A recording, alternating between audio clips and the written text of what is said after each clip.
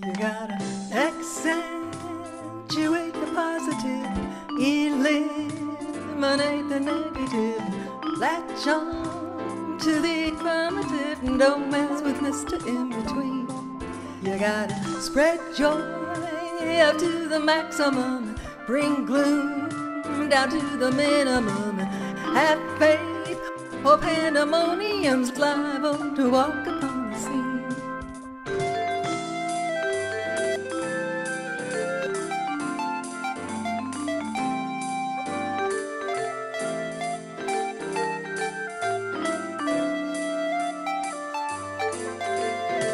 Accentuate the positive and eliminate the negative, and latch on to the affirmative, and don't mess with Mr. In-Between.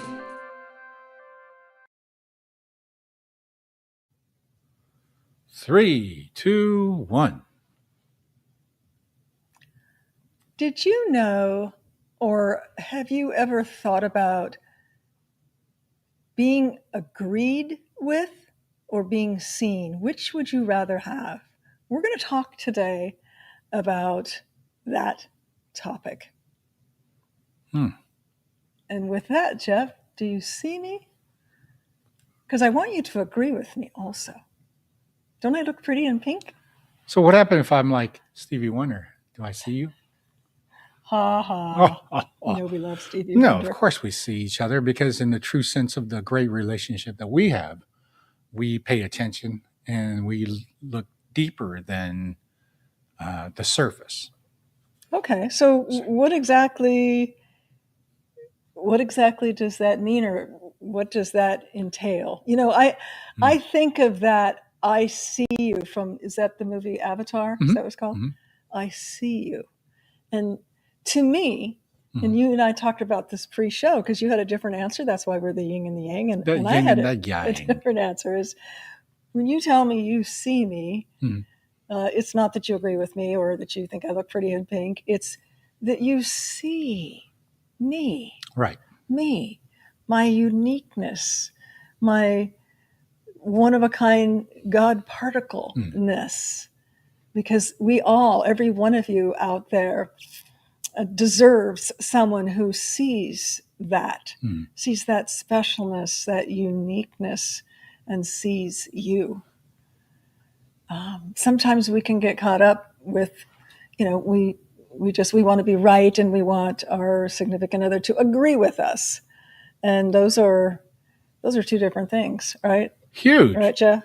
Being seen versus to just go agree with it's the difference between something with depth, something with content, something that's rich, opposed to something that's just, hey, here we go, here's your response, here's your answer. And a lot of the times when you agree with someone, opposed to really being in the so-called moment, is that you're doing it to have a brush off. You're doing it to end that uncomfortable situation, or you're agreeing with just, please, no more hassling. Just, yeah, it's fine.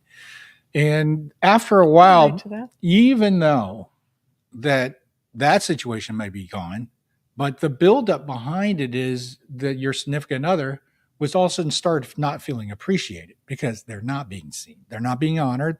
They're not being respected. Because you're just agreeing and just, okay, whatever. And it's that whatever that often builds up the wall, if you will. The wall, yes. And the distance start to increase. Yes. Because it's whatever. Well, do you care about someone? Yes, I do. Do you care about your significant other, your wife, your girlfriend? Yes, I do. Well, then it isn't whatever, is it? No. So were you paying attention? Isn't that? We had a situation just at lunch where... We did? My husband Jeff asked, how do you know her name, the waitress? Now, granted, we were on the bar side of this I'm looking at the place, menu, defense. What's that? I said, I'm looking at the menu to my defense. Oh, okay. He was looking at the menu. But I had a lively conversation with Bridget, Oh, is it Bridget now? I'm sorry, Bonnie. Bonnie, because I asked her, where's Clyde? And she said, he's working. I go, oh, doing that. he missed that. And 10 minutes later, I he saw asked, it. I just didn't know what you were 10 doing. minutes later, meal was done. Two waitresses served us. So 10 Bonnie minutes. came at the end and got the to-go box for me. And I called her by name a couple of times. And Jeff says, how do you know her name? Yeah, because she I'm- wasn't wearing a name badge. Unlike that other one. Because I asked her, we had a whole where's Clyde, conversation. And I thought he was sitting at the table with me. Well, I saw this ... crap, but I mean, usually when she's doing stuff like that, I'm looking at a menu. The menu aspect of it is a little bit more important because I want to eat. And Here I'm I'm ready to putting order. on a show. I'm developing no rapport with our server. Yeah. Now I tell you that story because it's cute. It's did I feel unseen? No. I mean, in a way, because I was performing for him too, but not in a significant way. For of course, because he was in his defense looking at the menu. And, it was 2:00 and we hadn't eaten breakfast yet. So yeah, so that's a different. That's different than witnessing, mirroring your partner. Sure. Reflecting, affirming, all of those words say, I see you. I care to take time with you. I'm paying attention to you. You're more important than, this in front of me. And I know that, this thing, it's a damned if you do, damned if you don't. It's very important in our lives. But again, we have to be disciplined and make a decision to put them down, so that we're not in the same room with our significant others. So you're saying this is disconnected. a problem? Having a device Yes, dear. is a problem? Yes, dear. Of course, you know that. Well, I just want to make sure clear. You just kind of went like this. I'm not quite sure where you were going with a device. The device. Yeah, the device. Distraction. Right. Yeah, I get you. Exactly.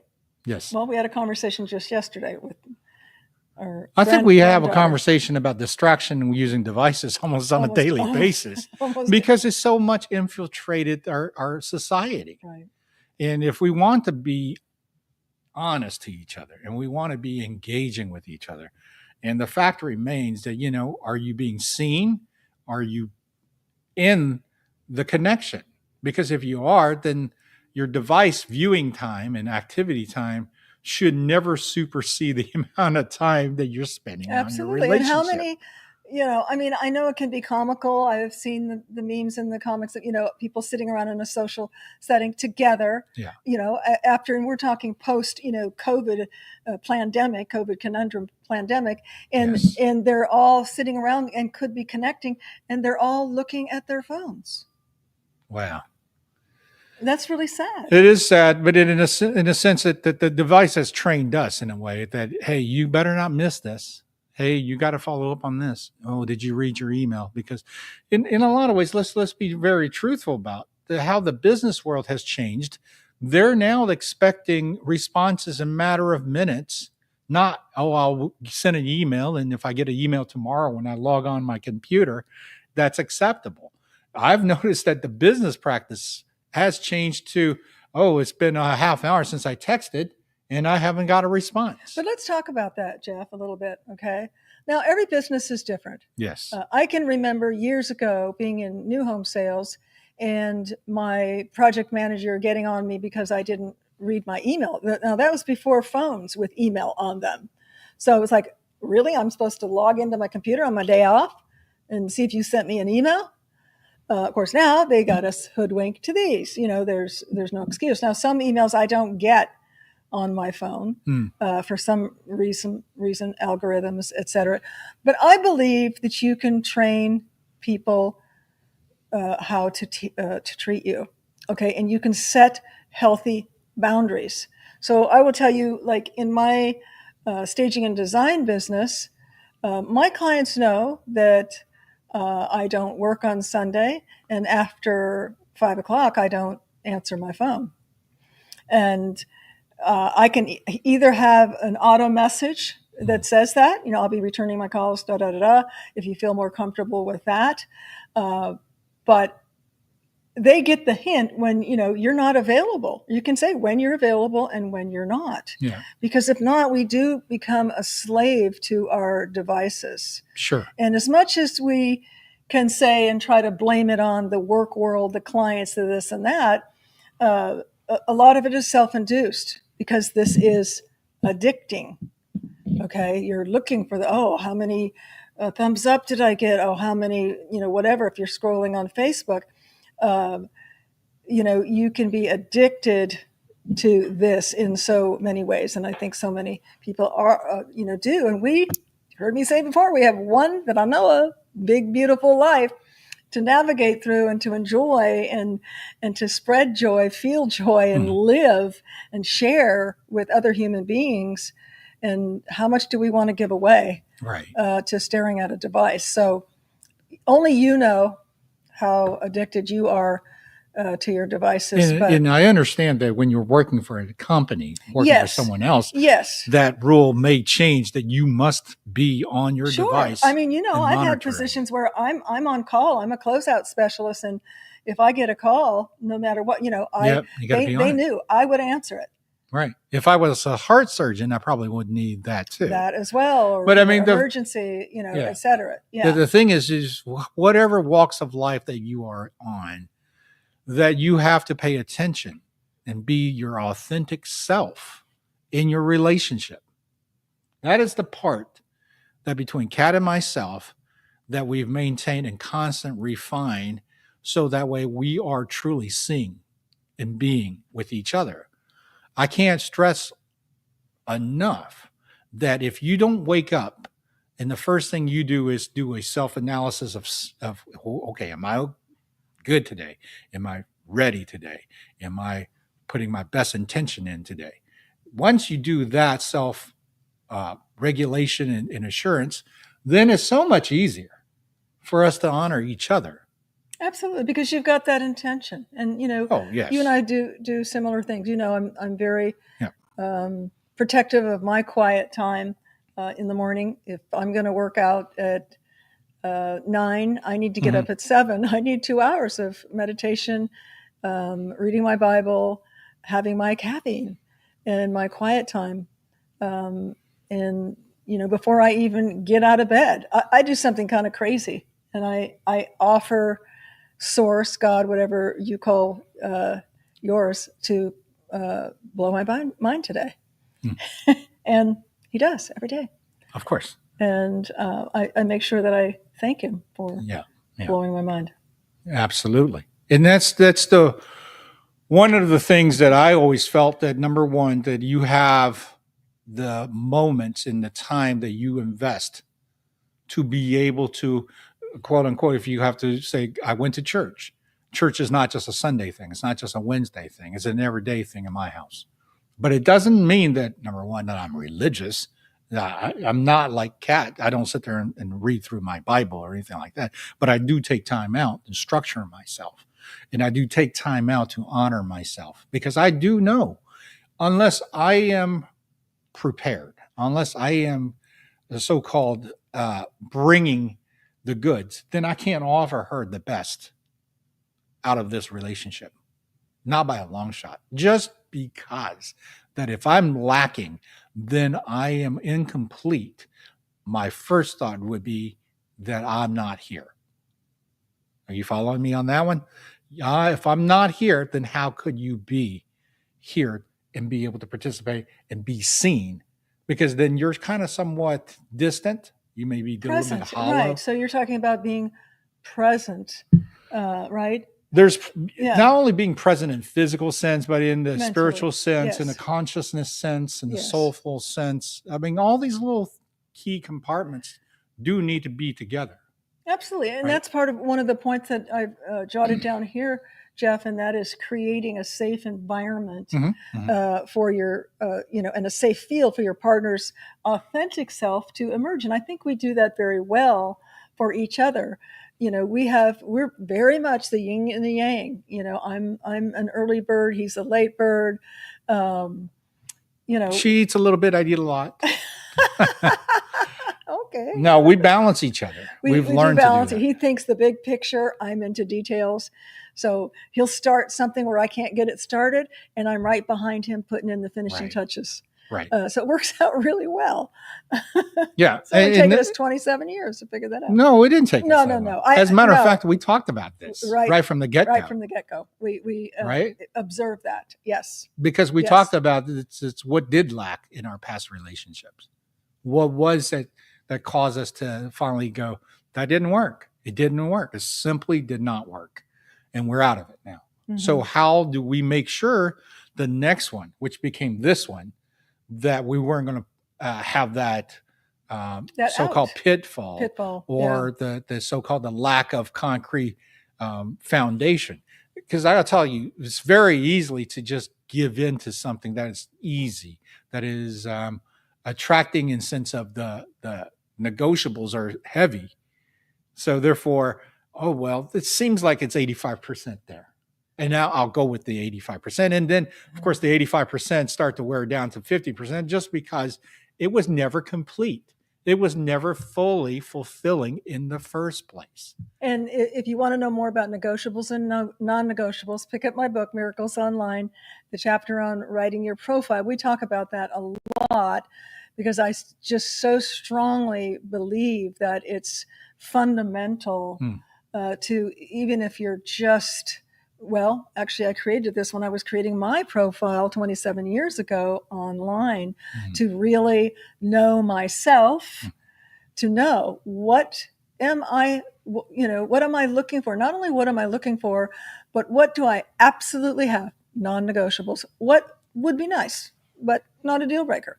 And that is different for you than it is for me, than it is for your neighbor, because we are all so unique in our, world of the map and our, mind map and our needs and our likes. Yes. But it's so important. Yeah, so the first step forward for everyone in regards to this be seen is to be 100% self. Like I said, you got to be authentic of self. So that means you're not putting on a face.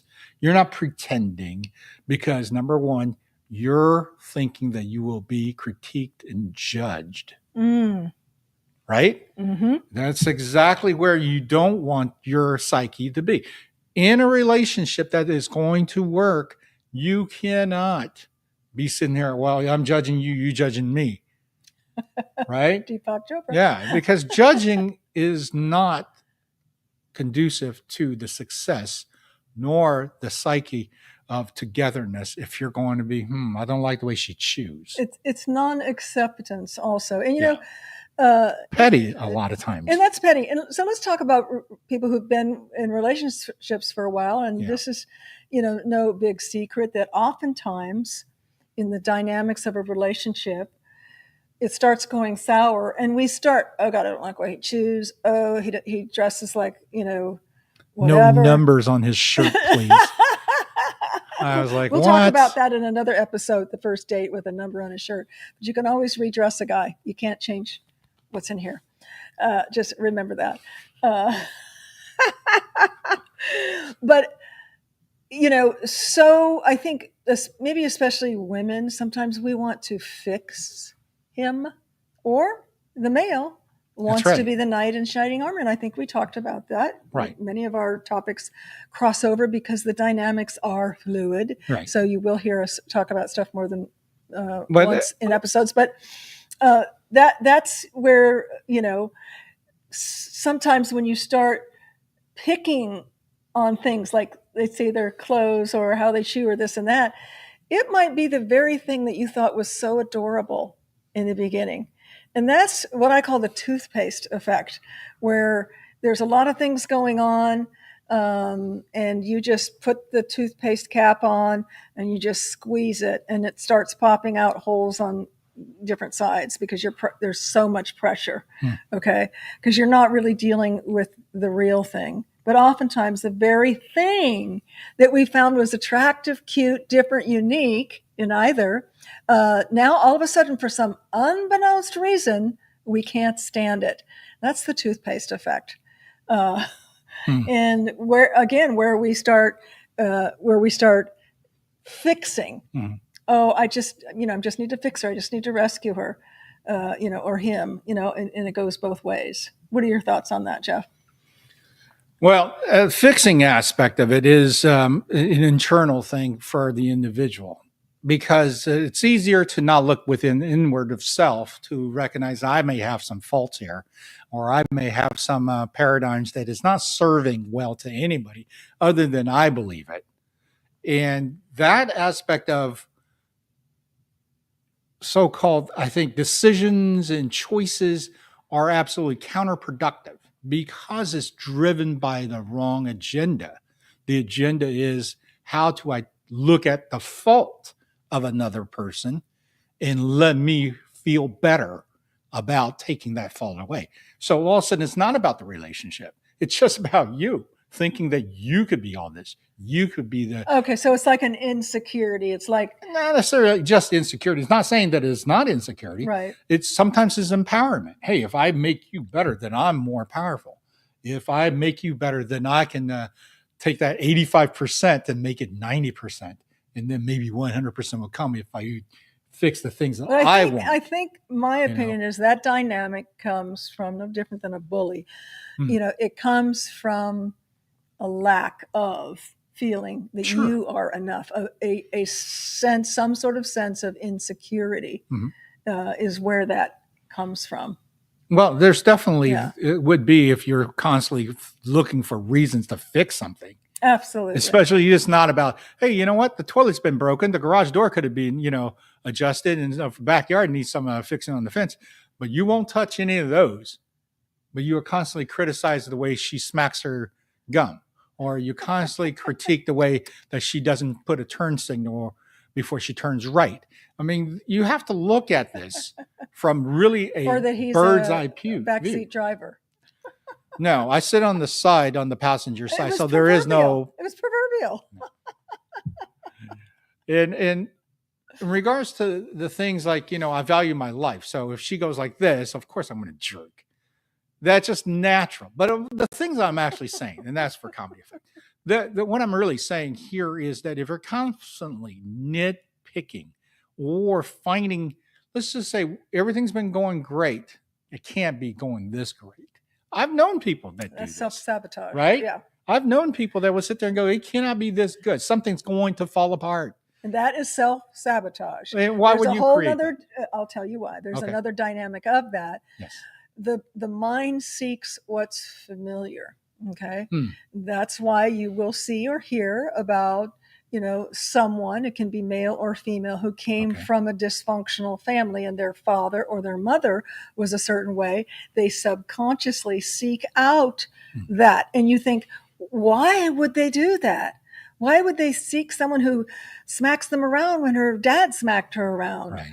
Or, half a dozen other stories from dysfunctionality in childhood, because the subconscious seeks what's familiar because it feels safe.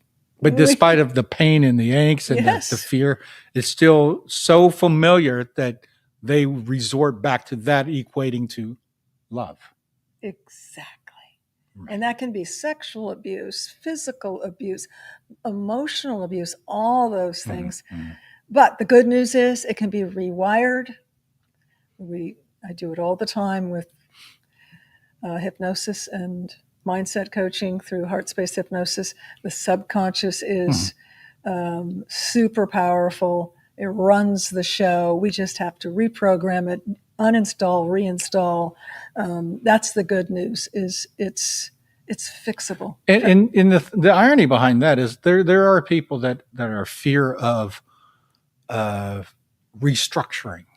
Change, changing change, sure. because of they are now going to go away from something that's been cornerstone their entire life. It's the unknown. Or the entire consciousness awareness. Absolutely. It's the unknown, Jeff, is what most of us are afraid of, because our subconscious is constantly trying to keep us safe.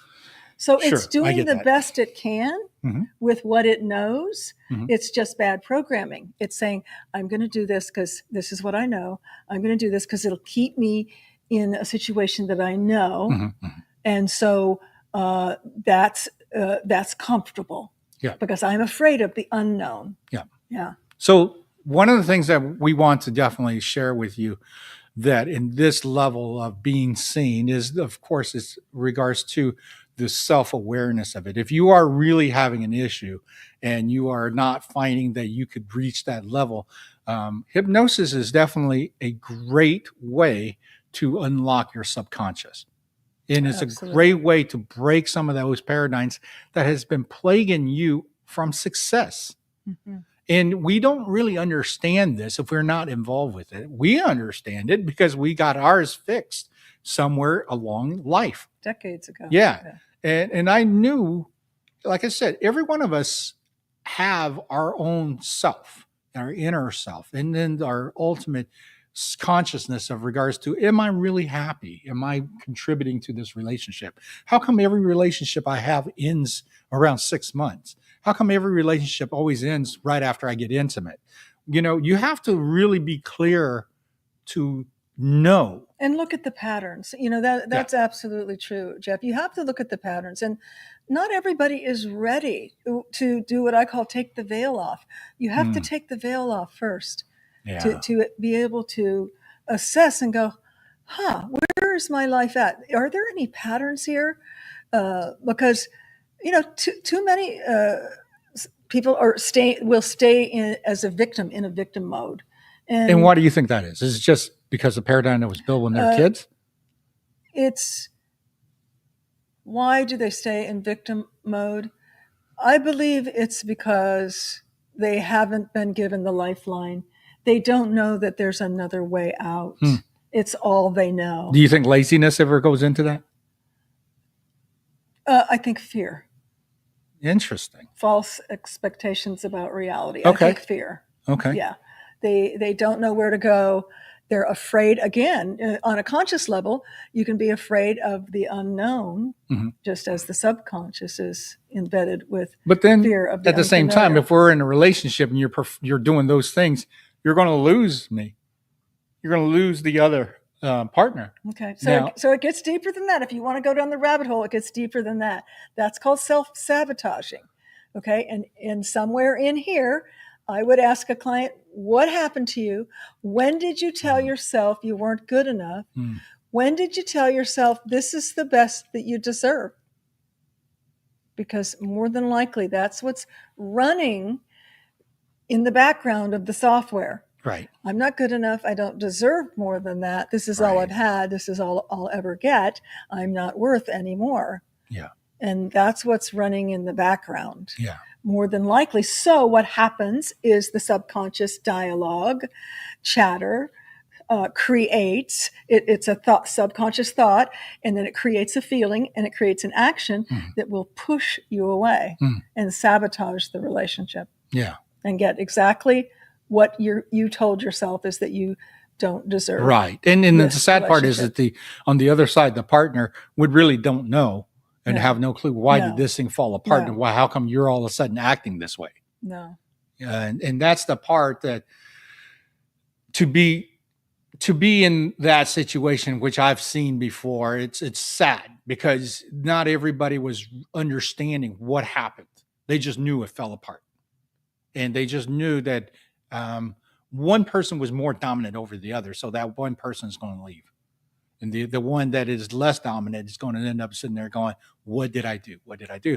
And the bottom line, if you look at it, it's not what that person did. It's what the dominant person's self was not honest about, was not prepared about, was not constantly refining about. And that's where leaving and quitting, opposed to doing something, seeing the person and developing the communication, it's easier. It's the lazy way out. This is why I asked, isn't it, there's a laziness to this? I believe there's some people that are extremely lazy right when it comes to confrontation. It's easier just to quit. Well, I mean, you call it lazy. I think the deeper emotional aspect to it, Jeff, is fear. I really do. I really think it's fear. And so that fear pushes them away and it masks itself as laziness. Because everybody wants to feel love, receive joy, give joy, receive back. everybody, that's everybody's birthright. Everybody wants that. Not everybody knows how to get that or how to, clear the debris, reinstall the software to get back to their true self. Right. Because we were born our true selves. It's society, neighbors, parents, friends, people at church, people at work, etc., that told us lies Right. About ourselves. Right. And that's from a big picture perspective. The things that we want, the things that we think we want, and the things that when we got it, do we still want as much once we get it? And we're not being appreciative of it. We're not being thankful of it. So that goes back to, again, maybe you said it's the fear aspect of it. I say it's the laziness of it. But ultimately, who's responsible for it? It's yourself. It's Absolutely. your self-awareness, self-intentions, self-development, self-refinement, and self-love. If you're just not on the level with all those things going on, then the hardest part would be to have a fruitful and a successful relationship where you do see each other truly. And you give each other space Right. for that. No question. Because it's precious and it's cementing. It's 100% for the relationship. Right. It's absolutely. So cementing. As we're running up on time, do you have a letter for us? I do. I'm Okay. so glad you asked. So before we part with the letter, you want to tell everybody where we're at, share, like, and subscribe, right? Yes. One of the things that, love and subscribe, support us, because the more we can help, the more people awakens and have better successful relationships, the better we are as humanity. There's no question because about we it. weren't taught any of this. Yeah. We have a very long lifetime, and you weren't taught probably. We certainly were not taught. And even I think if you go through years of therapy, sometimes it's just surface. Right. Talk therapy. It's hard to get anything from therapy if you're not aware of what are the things that's missing. Sure. That's like saying, okay, go fix your car, open up the hood, and you don't know what you're looking at, and you don't even have the set of tools that can make that work. So therefore, opening the hood does nothing. Sure. So you have to look at it from that Absolutely. relationship point of view. Absolutely. And my thought on, I'm not poo-pooing talk therapy, but I personally have clients that I'm helping that unfortunately, a long time of talk therapy never got to the root cause. They were just trying to fix the symptom. That's right. And you've got to get to the root cause before you can fix the root system, whatever that is. Yes. So with that, where can they find the book Miracles Online, Jeff? YAU Publishing. YAYUpublishing.com. You can get it there. We have books. We have free chapters. We got downloadable sheets that you can use as cheat sheets, worksheets, and all kind of stuff there. So visit us there. And also we have a Substack. We have a Substack, and we have stay tuned because we have promotion coming up. Right. Is that going to be posted on YAU Publishing or on this platform for the giveaway, the digital giveaway? No, as a matter of fact, what we're going to probably do is once we figure out how we're going to capture everybody's input, whether it's from Substack or we're going to do it from YAU Publishing, not quite sure which way would be best for everyone, but we're going to do a book club special. We're going to offer limited readers in our club to be able to do free books for reviews. And again, this is something that we feel extremely personal and within our hearts, that we want to be able to touch as many people as possible and be able to share the love, share the techniques and the know-hows. So you have the tools to make the right decisions. Absolutely. Yeah. Absolutely. And if you're watching, if you don't mind, respond. We're trying to get input on taking the time to do an audible on my book. I've been wanting to do it for several months. I'm not sure. I haven't pulled the stats yet on how many people and age groups that would purchase this book would prefer it, to just listen to it. right? So if you have any comments on that, love your input on that. So with that, I'm going to read this letter to Jeff and Kat. Says, when I read Miracles Online, it was like someone finally mirrored back to me the ache I'd buried under years of trying to be, quote, agreeable, low maintenance, or, quote, easy to love. I realized I'd been bending myself into shapes that didn't fit,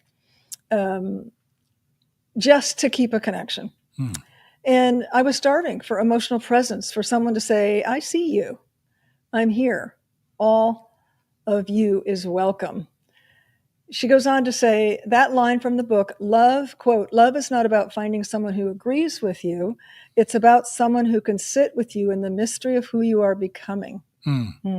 It's become my anchor. Oh, so I'm writing to say thank you for this podcast, for this message, for showing us that being seen is more than a romantic fantasy. It's a birthright.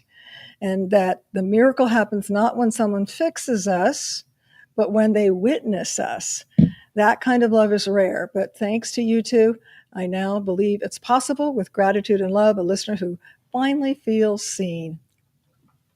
Thank you for that letter. Very sweet. Yeah. Hope it resonates with someone out there listening.